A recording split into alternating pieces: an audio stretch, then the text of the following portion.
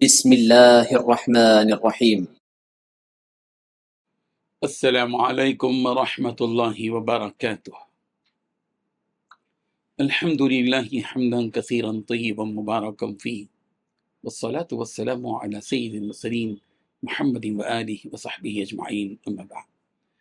حاضرین و ناظرین، یہ درس نمبر 2183 ہے اور آج سورۃ الملک کی 5 آیتوں کی تلاوت اور تشریح کی جائے گی۔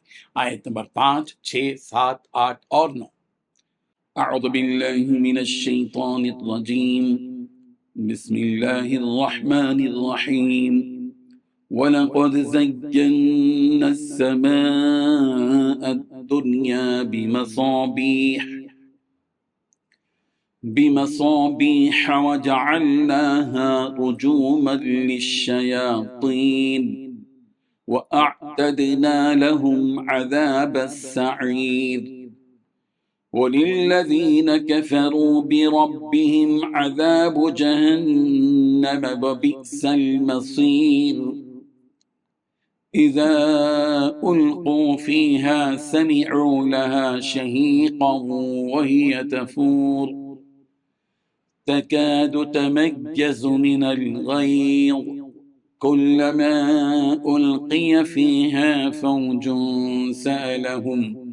سألهم خزنتها ألم يأتكم نذير قالوا بلى قد جاءنا نذير فكذبنا وقلنا ما نزل الله من شيء إن أنتم إلا في ضلال كبير صدق اللہ العظیم۔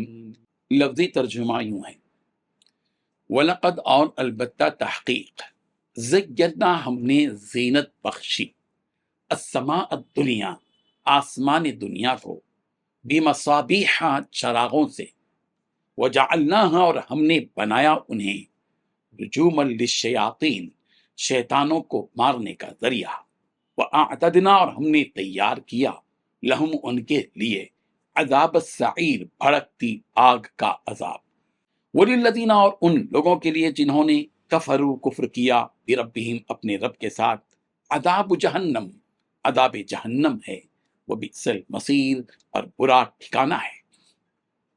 اذا القوا جب وہ ڈالے جائیں گے، فیہا اس میں، سمعوا سنیں گے، لہا اس کا، شہیقاً دھاڑنا، جب وہی یا جب کہ وہ، تفور جوش مار رہی ہوگی، تکاد تمیز قریب ہے کہ وہ پھٹ جائے، من الغیظ غصے سے، غیظ سے، کلما جب بھی، القیا ڈالا جائے گا، فیہا اس میں، فوجن کوئی گروہ، سالہم ان سے پوچھیں گے، خزنتہا اس کے داروغہ، الم یاتکم کیا نہیں آیا تھا تمہارے پاس، نذیر کوئی ڈرانے والا، قالو وہ کہیں گے، بلا کیوں نہیں، قد جاءنا یقیناً آیا تھا ہمارے پاس، نذیر ایک ڈرانے والا، فکذبنا تو ہم نے جھٹلایا تھا، وقلنا اور ہم نے کہا تھا، ما نزل اللہ کوئی چیز اللہ نے نازل نہیں کی، من شیء کوئی چیز، ان انتم تم تو ہو ہی، مگر تم تو ہو، تم نہیں ہو، الا مگر، فی ضلال کبیر بڑی گمراہی میں۔ ترجمہ یوں ہے، اور ہم نے قریب والے آسمان کو روشن چراغوں سے سجا رکھا ہے، اور ان کو شیطانوں پر پتھر برسانے کا ذریعہ بھی بنایا ہے، اور ان کے لیے دہکتی آگ کا عذاب تیار کر رکھا ہے، اور جن لوگوں نے اپنے پروردگار سے کفر کا معاملہ کیا ہے ان کے لیے جہنم کا عذاب ہے، اور وہ بہت برا ٹھکانہ ہے۔ جب وہ اس میں ڈالے جائیں گے، اس کی دھاڑنے اس کے دھاڑنے کی آواز سنیں گے، اور وہ جوش مارتی ہوگی، ایسا لگے گا جیسے وہ غصے سے پھٹ پڑے گی۔ جب بھی اس میں کافروں کا کوئی گروہ پھینکا جائے گا تو اس کے محافظ ان سے پوچھیں گے کہ کیا تمہارے پاس کوئی خبردار کرنے والا نہیں آیا تھا؟ وہ کہیں گے کہ ہاں بے شک ہمارے پاس خبردار کرنے والا آیا تھا، مگر ہم نے اسے جھٹلا دیا اور کہا کہ اللہ نے کچھ نازل نہیں کیا، تمہاری حقیقت اس کے سوا کچھ نہیں کہ تم بڑی بھاری گمراہی میں پڑے ہوئے ہو۔ ان 5 آیتوں میں 11 باتیں بیان کی گئی ہیں۔ پہلی بات، اللہ نے اس قریب والے آسمان کو ستاروں سے سجا رکھا ہے۔ دوسری بات، ان ستاروں کو اللہ تعالیٰ نے شیطان پر پتھر برسانے کا ذریعہ بنایا ہے۔ تیسری بات، ان شیطانوں کے لیے اللہ تعالیٰ نے دہکتی آگ کا عذاب تیار کر رکھا ہے۔ چوتھی بات، جن لوگوں نے اپنے پروردگار سے کفر کا معاملہ کیا ان کے لیے جہنم کا عذاب ہے۔ پانچویں بات، جہنم بہت برا ٹھکانہ ہے۔ چھٹی بات، جب کافی لوگ اس جہنم میں ڈالے جائیں گے تو اس کے دھاڑنے کی آواز سنیں گے۔ ساتویں بات، وہ جہنم جوش مارتی ہوگی، ایسا لگے گا کہ وہ غصے سے پھٹ پڑے گی۔ آٹھویں بات، جب بھی اس جہنم میں کافروں کا کوئی گروہ پھینکا جائے گا تو اس کے محافظ ان سے پوچھیں گے کہ کیا تمہارے پاس کوئی خبردار کرنے والا نہیں آیا تھا؟ نویں بات، وہ کہیں گے کہ ہاں ہمارے پاس خبردار کرنے والا آیا تھا لیکن ہم نے اسے جھٹلا دیا۔ 10ویں بات، ہم نے ان خبردار کرنے والوں سے کہا کہ اللہ تعالیٰ نے کچھ نازل نہیں کیا۔ 11ویں بات، کہا کہ تمہاری حقیقت اس کے سوا کچھ نہیں کہ تم بڑی بھاری گمراہی میں پڑے ہوئے ہو۔ بزرگان محترم، 7 آسمانوں کی پیدائش کے بارے میں بتلانے کے بعد اللہ تعالیٰ پہلے آسمان کا بطور خاص تذکرہ کر رہے ہیں اور اس کی کیفیت بتا رہے ہیں کہ ہم نے اس آسمان دنیا کو جو ان 7 آسمانوں میں سے ایک ہے، جو سب سے پہلا آسمان ہے جو نظر آتا ہے، روشن چراغوں سے یعنی ستاروں سے سجا دیا ہے۔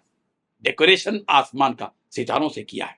جس طرح ایک چراغ گھر کی خوبصورتی اور رونق کو بڑھاتا ہے، اسی طرح یہ ستارے، چراغ نما ستارے، ساری دنیا کو اپنی روشنی سے سجاتے ہیں اور اسے ایک خوبصورت منظر عطا کرتے ہیں جو دیکھنے والوں کو خوشنما نظر آتا ہے، اور کوئی راہ تلاش کرنے والا ان ستاروں کی روشنی میں اپنی منزل تک بآسانی پہنچ بھی جاتا ہے۔ ان ستاروں کا کام جہاں دنیا کو روشن کرنا اور اسے خوبصورت بنانا ہے، یہ ستارے وہیں شیطانوں کو آسمان پر آنے سے روکتے ہیں اور انہیں مارنے کا کام کرتے ہیں۔